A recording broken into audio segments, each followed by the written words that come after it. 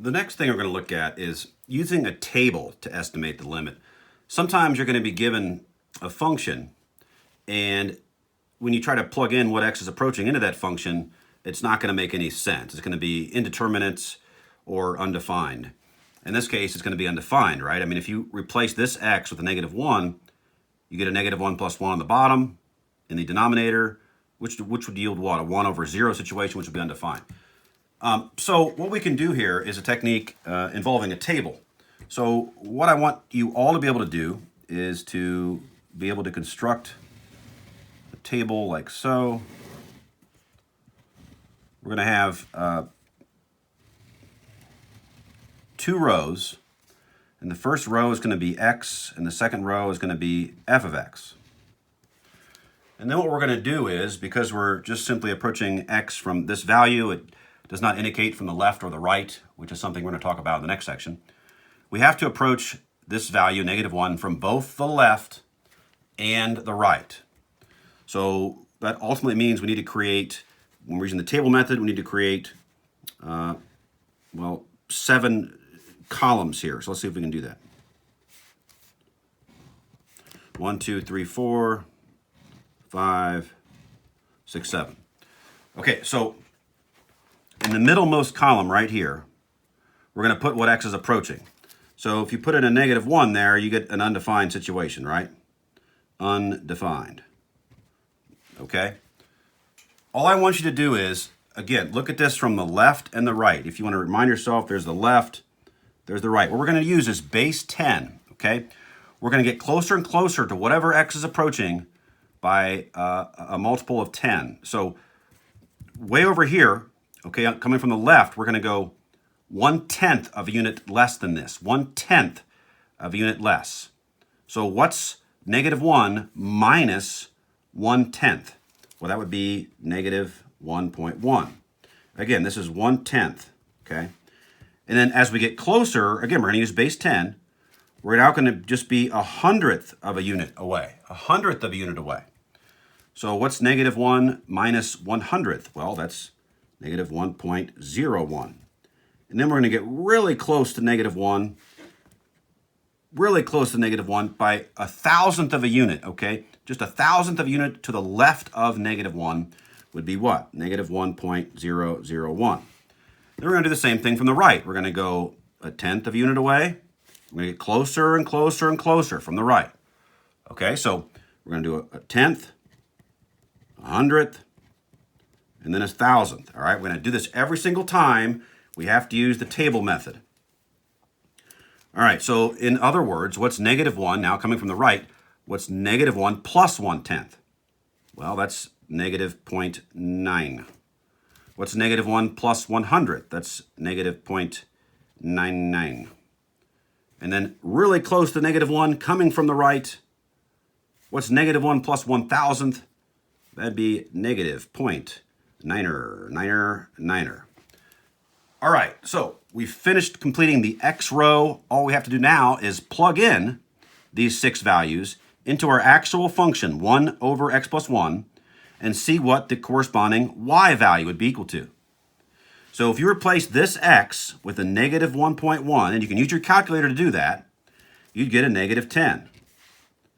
If you replace this x now with -1.01, you'd get -100.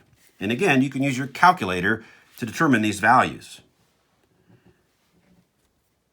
If you now let x be equal to -1.001, and you simplify this expression, you get -1,000. So it looks like as you approach this -1 value from the left, this is getting smaller and smaller and smaller, so it looks like this is approaching -infinity coming from the left. Let's see what happens when we approach the same value, -1, coming from the right. So if x is -0.9, what are you going to get? Plug in -0.9, you may use your calculator, you get a +10. Now replacing x with a -0.99, you get 100. You replace x finally with this -0.999, and you get 1,000. So as you approach this -1 from the right, you're actually growing very rapidly here. It's increasing. It's actually approaching positive infinity. So are these two numbers the same? Are these two numbers getting closer and closer and closer together? No. They're the complete opposite. This one's way down, in the coordinate plane system. This one's way up in the coordinate plane system. Therefore, this limit does not exist. It does not exist because you're not homing in on a y value, the same y value, as you approach x equaling -1 from both sides. These are very, very different. They're not very, very close. So because they're extremely different, the limit does not exist. Well, let's look at one more. So this one says the limit of the absolute value of x divided by x as x approaches 0. As you can see, if you were to replace both of these x's with 0 right now, you get a 0 over 0 situation. That's called indeterminate. All right, so that's not going to work. So we're going to try to use a table to figure this out and see if the limit does, in fact, exist or not. So whatever value x is approaching, put that in the middle column here. So we should have 3 open to the left of this value, and then 3 open cells to the right of this cell. So x is 0 here, and again, it's indeterminate. You can just put indeterminate if you want, or just write undefined. It doesn't matter to me. Just understand nothing is going to exist right here, okay? We don't know. So let's go ahead and do the same thing. We're going to approach from the left, and we're going to approach from the right. So again, let's use base 10. So what's 1/10 less than 0? 1/10 less than 0 would be what? Well, you may use a calculator if you need to, but it's going to be -0.1. And then 1/100th less, -0.01. And then 1,000th less than 0 would be -0.001. Okay, now coming from the right. Well, what's 1/10 greater than 0? Well, that's 1/10.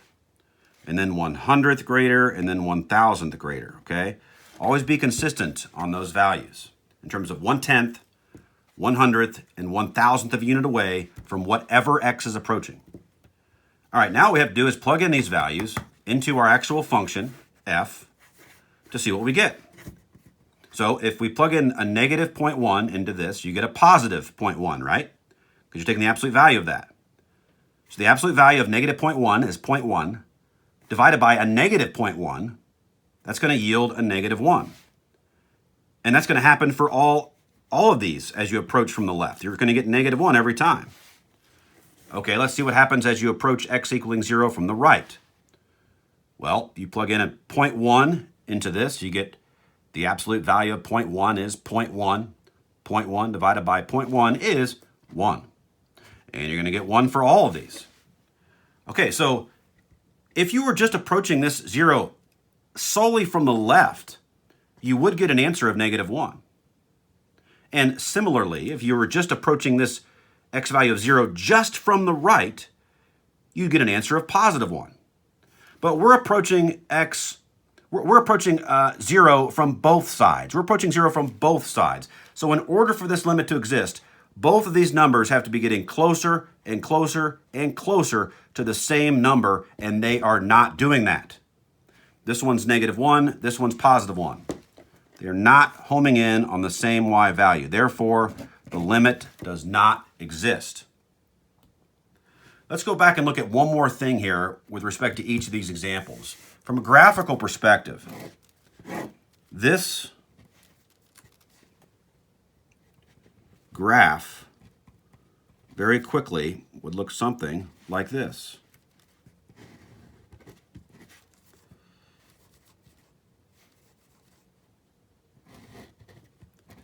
You can see that the graph, as you approach x equaling -1, it's kind of sloppy there, but as you approach x equals -1, the graph is going shoop, like that. It's not homing in on one y value, is it? This one's going to -infinity, and as you approach from the right, it's going to positive infinity.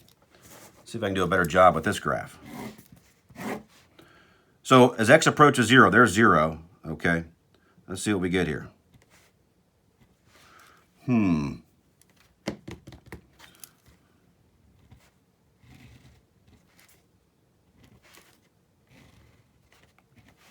This would be -1, this would be +1. This would be the graph of this function, the absolute value of x over x. So you can see Are my fingers hitting together? No, because they're not hitting together, the limit does not exist.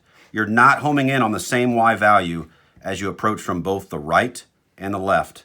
Therefore, the limit does not exist.